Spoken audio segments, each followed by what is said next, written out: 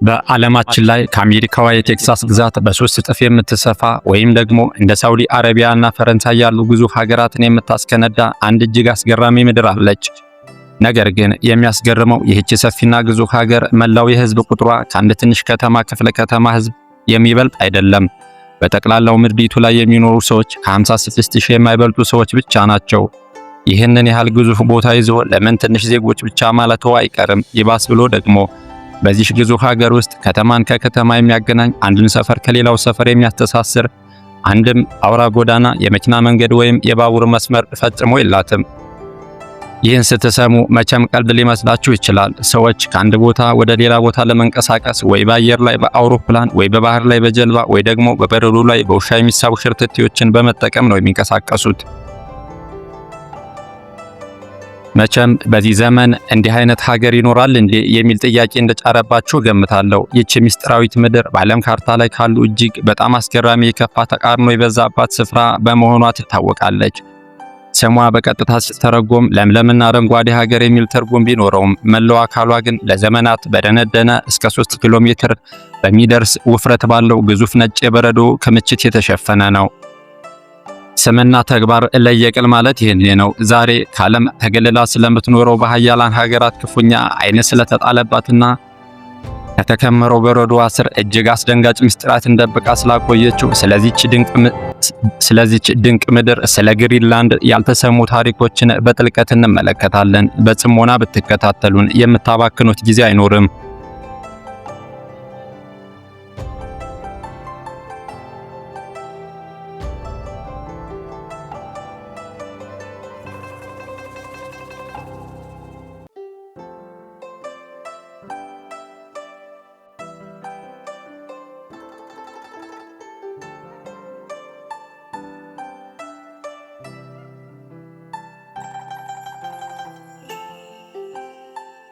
የዚህ ሀገር ስያሜ ራሱ በዓለም ታሪክ ላይ ከተመዘገቡት ትልልቅና ስኬታማ የግብይትና የማስታወቂያ ማታለያዎች መካከል አንዱ ሆኖ የሚጠቀስ ነው ማለት ይቻላል። ነገሩ የተጀመረው ከ1000 ዓመታት በፊት ኤሪክ ዘሬድ ወይም ቀዩ ኤሪክ በሚባል አንድ ጨካኝና ስመጥፉ የቫይኪንግ ተዋጊ አማካኝነት ነው። ኤሪክ በኖርዌይ ሀገር በፈጸመው ግድያ ምክንያት ከሀገሩ ተባሮ አይስላንድ ለመሰደድ ተገደደ።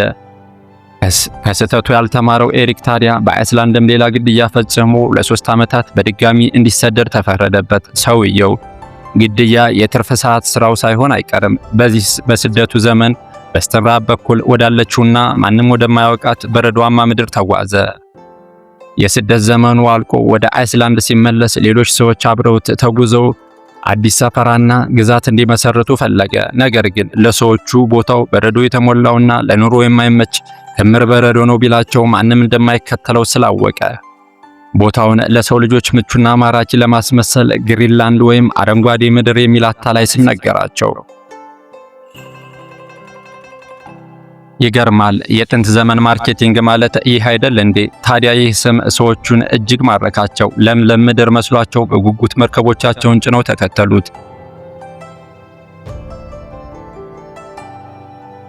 ነገር ግን እዛ ሲደርሱ የጠበቃቸው ሰማያዊ ባህር፣ አረንጓዴ ሳር ሳይሆን ሊዋጋ የሚመጣ የሚመስል ቀዝቃዛ ነፋስና ማለቂያ የሌለው ነጭ በረዶ ብቻ ነበረ። መቼም አጃኢብ ሳይሉ አይቀሩም። ሆኖም ግን አንዴ መጥተዋልና እዛው ሰፍረው ለመኖር ተገደዱ።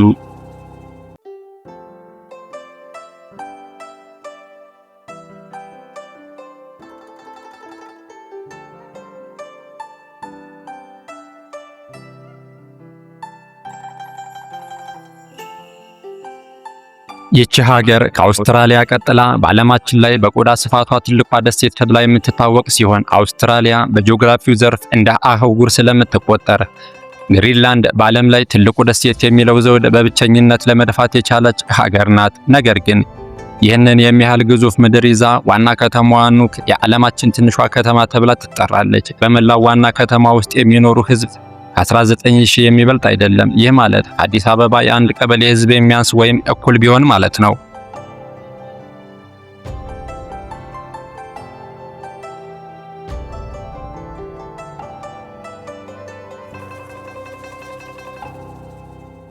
በመላው ሀገሪቱ ውስጥ ዛፍ ማግኘት ፈጽሞ የማይታሰብ ነገር ሲሆን በጣም ጥቂትና ድንክ የሆኑ ሳር መሳይ ዛፎች በደቡባዊ ሀገሪቱ ጫፍ ላይ ብቻ ለምልክት ያህል የሚበቅሉባት ምድር ናት። ምድሪቱ ሙሉ በሙሉ በደን አልባነት የተመታችና በበረዶ የተሸፈነች ናት። ይባስ ብሎ ደግሞ በዓለም ላይ ማክዶናልድ ፈጽሞ ካልረገጠባቸው ጥቂት ስፍራዎች አንዷ ሆና ትጠቀሳለች። ለማክዶናልድ እዛ ለመኖር ዋናው ምክንያት አንደኛ በመላው ሀገሪቱ ያለው ሕዝብ ከ56000 ስለማይበልጥ ኩባንያው የሚፈልገውን ያህል ትልቅ ገበያ አያገኝም። ሁለተኛ ደግሞ ከተማዋን ከከተማ የሚያገናኝ የመኪና መንገድ ባለመኖሩ የበርገር ስጋና የድንች ጥብሶችን በየቀኑ ትኩስ አድርጎ በየቅርንጫፉ ማጓጓዝ አይችልም።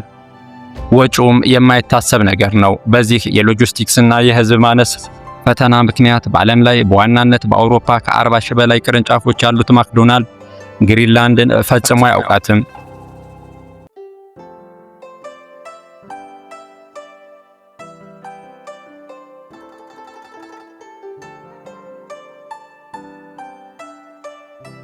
በዚች ምድር ላይ የሚኖሩ የሀገሬው ተወላጆች ኢኑዊት የሚባሉ ማህበረሰቦች ከበረዶና ከቅዝቃዜው ጋር ለመኖር የፈጠሯቸው ባህሎችና ሕጎች እጅግ አስገራሚ ናቸው። ለምሳሌ በግሪንላንድ ሕግ መሰረት ማንኛውም ሰው መሬት በግል የመግዛትም ሆነ በባለቤትነት የመያዝ መብት የለውም። መሬት የሁሉም ሰው እኩል ሀብት በመሆኑ ቤት መገንባት ትችላለህ። ነገር ግን ቤቱ ያረፈበትን መሬት መሸጥም ሆነ ያንተ ብቻ ማድረግ ፈጽሞ የማይቻል ነገር ነው። የመሬት ደላሎች እዛ በረሃብ ማለቃቸው ነው እንደምትሉ ገምታለሁ። ሌላው የሚገርመው ነገር በዚች ሀገር የደም ዝውውርን የሚያቆም ቅዝቃዜ ነው ያለው ማለት ይቻላል። የሞተ ሰው በምድር ውስጥ ፈጽሞ መቅበር አይቻልም፣ ምክንያቱም መሬቱ ፐርማፎረስት በሚባል የዘላለም በረዶ የተዘጋ ስለሆነ ጉድጓድ መቆፈር ፈጽሞ የማይታሰብ ነገር ነው።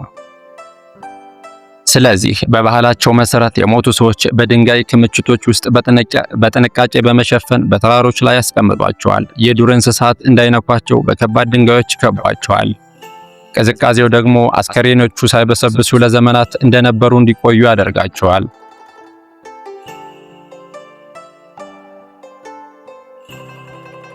በአንድ ወቅት ሳይንቲስቶቹ ከነበሩበት ዋሻ ውስጥ ያገኟቸው የሰው ሬሳዎች ከነልብሳቸው ከነቆዳቸው ምንም ሳይበሰበሱ በዛ የተፈጥሮ ማቀዝቀዣ ምክንያት ነበረ። ይሄማ ፍሪጅ ውስጥ እንደማስቀመጥ ነው የሚቆጠረው ማለታቸው አይቀርም። እውነት ነው። ግሪንላንድ ፍሪጅ ለምን የሆነች ሀገር ናት።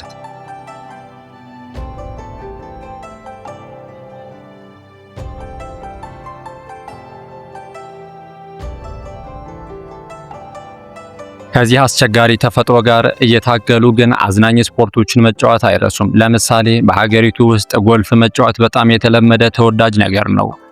ጨዋታው የሚካሄደው በሳር ላይ ከመሰላችሁ በፍጹም ተሳስታችኋል። ይልቁንም ተዝቆ በማያልቅ የበረዶ ግግር ላይ እንጂ። ኳሱ በረዶው ላይ እንዳይጠፋ ሲባል ብርቱካናማ ወይም ቀይ ቀለም እንዲኖረው ይደረጋል። ይባስ ብሎ ደግሞ አንድ ተጫዋች ኳሱን መጥቶ በሚሄድበት ጊዜ ኳሱ በአካባቢው በሚንቀሳቀሱ ነጭ ቀበሮች ሊወሰድ ይችላል።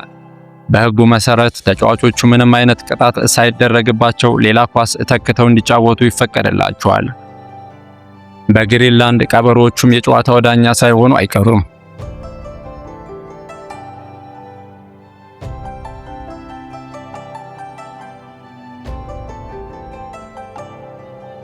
ሌላው የሚገርመው ነገር ሀገሪቱ የራሷ ብሔራዊ የእግር ኳስ ቡድን ያላት ሲሆን ሕዝቡም እግር ኳስን በጣም ያፈቅራል። ነገር ግን የዓለም አቀፍ የእግር ኳስ ማህበር ፊፋ ግሪንላንድን በአባልነት ሊቀበላት ፈቃደኛ አይደለም። ምክንያቱ በሀገሪቱ ውስጥ ባለው ከፍተኛ ቅዝቃዜና በረዶ ምክንያት ፊፋ በሚፈልገው ደረጃ የተፈጥሮ አረንጓዴ ሳር ሜዳዎችን ማብቀልና ማቆየት ፈጽሞ የማይቻል በመሆኑ ነው።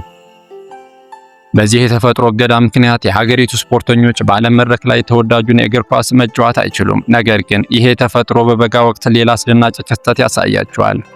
የሰኔ ወር አጋማሽ ላይ የሚታየው የእኩለ ሌሊት ፀሐይ አንዱ ሆኖ የሚጠቀስ ነው። ፀሐይ በአማካይ ለ2 ወራት ያህል ፈጽሞ አትጠልቅም። ከሌሊቱ 7 ሰዓት ላይ ሰማዩ ልክ እንደ ቀትር ይበራል። በዚህ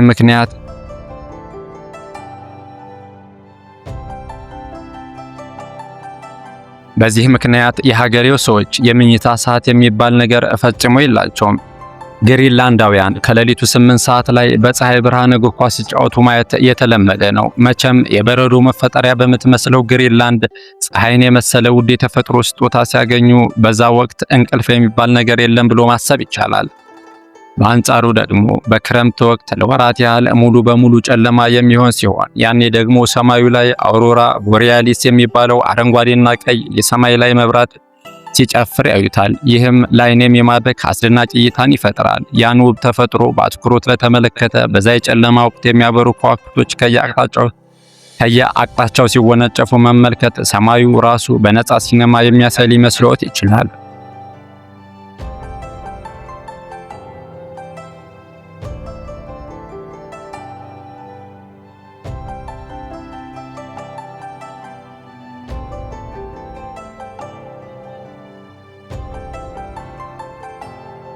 ነገር ግን ይህች ጸጥተኛና በረዷማ ምድር ሁልጊዜ ሰላማዊ አይደለችም። በታሪኳ ውስጥ እጅግ አስገራሚና ስሜት የሚነኩ የህልውና ትግሎችን እያስተናገደች ያለፈች ሀገር ናት።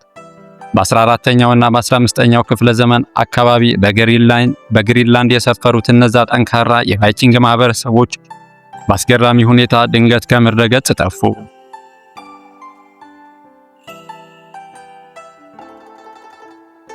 ለ500 ዓመታት ያህል በዛ የኖሩት አብያተ ክርስቲያናትን የገነቡትና በከብት እርባታ የሚታወቁት በኤሪክ ዘሪድ ተታለው መጥተው የግሪንላንድን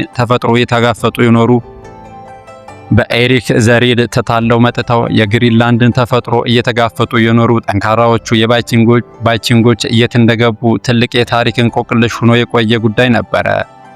እንዲህ ያሉ ጠንካራ ተዋጊዎች ድንገት እንደ ጉም መብነናቸው የግሪንላንድ መጥፎ የታሪክ ክፍል ሆኖ ቀርቷል። በኋላ ላይ በተደረጉ ጥናቶች እንደታወቀው በዓለም ላይ ትንሹ የበረዶ ዘመን በመባል የሚታወቀው ከፍተኛ የቅዝቃዜ ማዕበል ተከስቶ የነበረ ሲሆን ቅዝቃዜው በጣም ከመጨመሩ የተነሳ መርከቦች ወደ ደሴቷ መምጣት ባለመቻላቸው ከብቶቻቸውም እነሱም በሙሉ ማለቃቸው ይነገራል። ቫይኪንጎች በአካባቢው ከነበሩ ኢኒዩት ከሚባሉት የአገሬው አሳ አጥማጆች ጋር ተስማምተው ለመኖር አሳዎችን እያጠመዱ ለመመገብ ፈቃደኛ ባለመሆናቸው ኩራታቸው የአውሮፓውያን አኗኗር ዘይቤ ብቻ እንዲከተሉ አድርጓቸው ነበረ። በመጨረሻም የመጨረሻዎቹ ቫይኪንጎች በረሃብና በቅዝቃዜ እስኪሞቱ ድረስ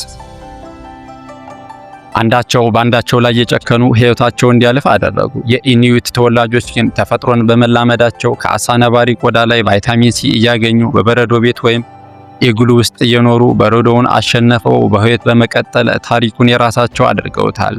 ችግር ብልሃትን ያስተምራል እንደሚባለው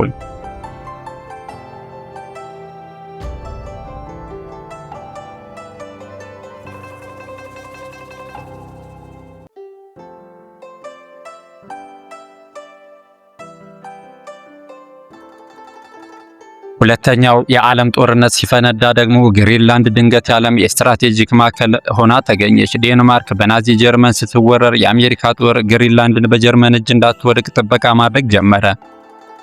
በዚህ ወቅት በደሴቷ ላይ የአየር ሁኔታ ጦርነት ወይም ዌዘር ዋር የተባለ ሚስጥራዊ ጦርነት ተካሂዷል። ናዚዎች ወደ አውሮፓ የሚልኩትን የጦር አውሮፕላኖችና መርከቦች የአየር ሁኔታ ለመተንበይ በግሪንላንድ ምስራቃዊ የባህር ዳርቻዎች ላይ ሚስጥራዊ የአየር ሁኔታ ጣቢያዎችን አቋቁመው ነበረ። በአንጻሩ ደግሞ ሰሜናዊ የፓትሮል ቡድን የሚባሉ በውሻ የሚሳቡ ሸርተቴዎችን የሚነዱ የአገሬው ተወላጆችና የዴንማርክ ወታደሮች ማይክሮስኮፒክ በሆነ ፍለጋ እነዚህን የናዚ ጣቢያዎች በበረዶ መካከል እያደኑ አጥፍተዋቸዋል። በውሻ ሸርተቴ ጦርነት መግጠም ለዛውም አስፈሪውን የናዚን ጦር ግርምት የሚያጭር ነገር ሳይሆን አይቀርም። በዓለም ላይ በውሻ ሸርተቴዎች የተደረገው ብቸኛው የሁለተኛው የዓለም ጦርነት ውጊያ የተካሄደው በዚህ መልኩ ነው ማለት ይቻላል።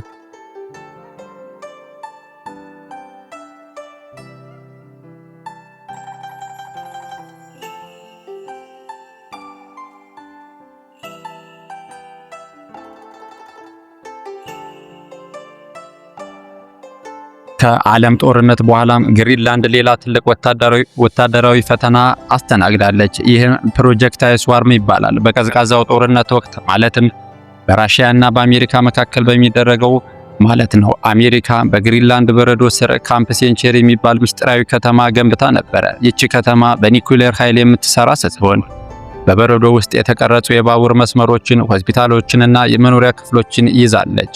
ዋናው ዓላማው ግን ከበረዶ ስር ሆነው ወደ ሶቪየት ህብረት ሊተኮሱ የሚችሉ በመቶዎች የሚቆጠሩ የኒኩሌር ሚሳኤሎችን በመቅበር ነበረ።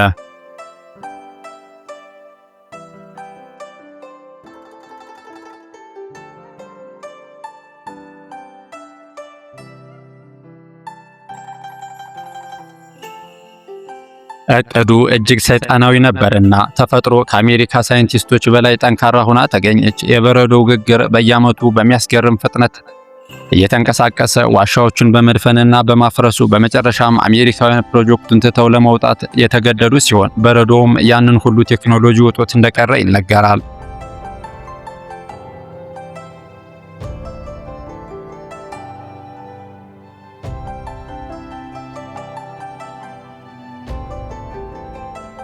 ዛሬም ድረስ በዛ በረዶ ስር ከፍተኛ መጠን ያለው የኒውክሌር ቆሻሻና መርዛማ ኬሚካሎች ተቀብረው ይገኛሉ። በአሁኑ ወቅት የዓለም ሙቀት መጨመር በረዶውን እያቀለጠው ስለሆነ ይህ የተቀበረ መርዝ መቼ ፈንድቶ ወጥቶ ውቅያኖስን እንደሚበክል በትልቅ ስጋት አነጋጋሪነቱ የቀጠለ ጉዳይ ሆኗል።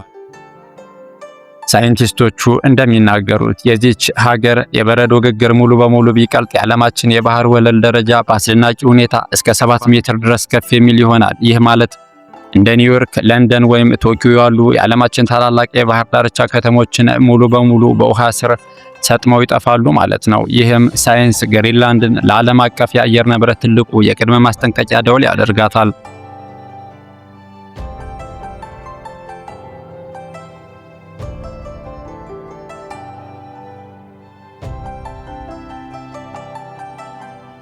ይህች ሀገር በፖለቲካው ረገድ የዴንማርክ ግዛት ብትሆንም ሆኖም ግን የራሷ ፓርላማ ራሷን በራሷ የማስተዳደር ሙሉ መብት ያላት ራስ ገዝ ምድር ናት። ዴንማርክ የምትይዘው የመከላከያና የውጭ ጉዳይ ፖሊሲዎችን ብቻ ሲሆን ነገር ግን በቅርቡ ዓለምን ያስደነገጠ እና ዲፕሎማሲያዊ ችግርን የፈጠረ አንድ ትልቅ ክስተት ተከስቶ ነበረ።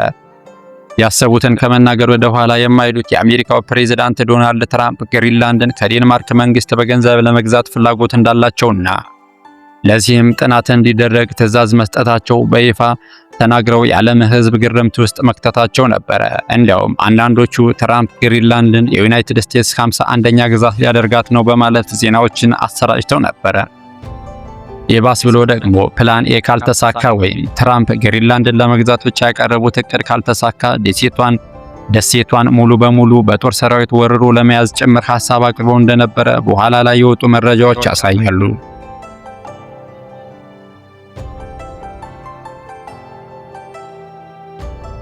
የዴንማርክና የግሪንላንድ ህዝብ ሀገሪቱ የምትሸጥ ንብረት አይደለችም፣ እኛም የሰው ሸቀጥ አይደለንም በማለት ጥያቄውን በቁጣና በትዝብት ውድቅ ማድረጋቸው የቅርብ ጊዜ ትዝታችን ነበረ።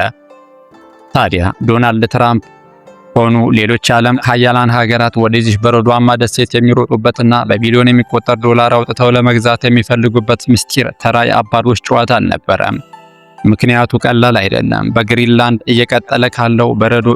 በግሪንላንድ እየቀለጠ ካለው በረዶ ስር እጅግ ግዙፍና በቢሊዮን የሚቆጠር ዶላር የሚያወጣ ነዳጅ፣ የተፈጥሮ ጋዝና ለዘላለማዊ ከፍተኛ የቴክኖሎጂ ውጤቶች፣ ለስማርት ስልኮች፣ ለኤሌክትሪክ መኪና ባትሪዎች፣ ለጦር መሳሪያዎች መሳሪያ የሚሆኑ እጅግ ውድና ብርቅዬ ማዕድናት ወይም ሬር እርዝ ሚኒራልስ ክምችት እንደሚገኝ በምርምር ስለተረጋገጠ ነበረ።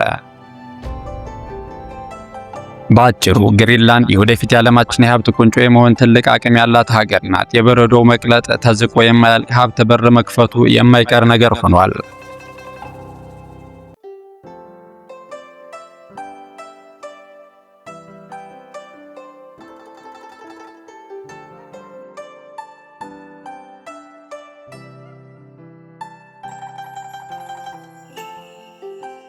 ዛሬ ግሪንላንድ በአንድ በኩል የዓለም ሙቀት መጨመር ነጩን በረዷን እያቀለጠውና ጥንታዊውን የውሻ ሸርተት ያደን ሕይወት እያጠፋባት ቢሆንም በሌላ በኩል ደግሞ ይህ የበረዶ መቅለጥ አዳዲስ የታላላቅ ማዕድናት ቁፋሮዎችንና መርከቦችን በቀላሉ የሚያንቀሳቅሱባቸው የባህር መንገዶች እየተከፈቱላት ይገኛሉ። ይህች ጥንታዊት የቫይኪንጎችና የኢኑይቶች ምስጢራዊት ምድር ከነጭ በረዷ ስር ያሉትን እውነታዎች ቀስ በቀስ ለዓለም ይፋ እያደረገች ወደፊት የዓለም የኢኮኖሚ የስትራቴጂክ ፖለቲካዊ እምብርት ለመሆን በዝግጅት ላይ ትገኛለች። ወደፊት ዓለምን የምታሽከረክር የፖለቲካ ማዕከል ልትሆን ትችላለች ማለት ነው። የዛሬው አስደናቂ ፕሮግራማችን ይህንን ይመስል ነበረ። እናንተስ ዶናልድ ትራምፕ ይህችን ሀገር ለመግዛት ማሰቡ ትክክል ነበር ትላላችሁ ወይስ የዴንማርክና የግሪንላንድ ሰዎች ጥያቄውን ውድቅ ማድረጋቸው ነው የሚበጀው? ከዚህ ታሪክ ምን እንደተማራችሁ አስተያየታችሁን ኮሜንት ላይ አስፍሩልኝ። ቪዲዮውን ላይክ እና ሼር ማድረጋችሁን እንዲሁም ለቻናላችን አዲስ ከሆናችሁ ሰብስክራይብ ማድረጋችሁን እንዳትረሱ። በሚቀጥለው ፕሮግራም ሌላ አስደናቂ ታሪክ ይዤላችሁ እስከመጣ ድረስ ቸር ሰንብቱ። ሰላም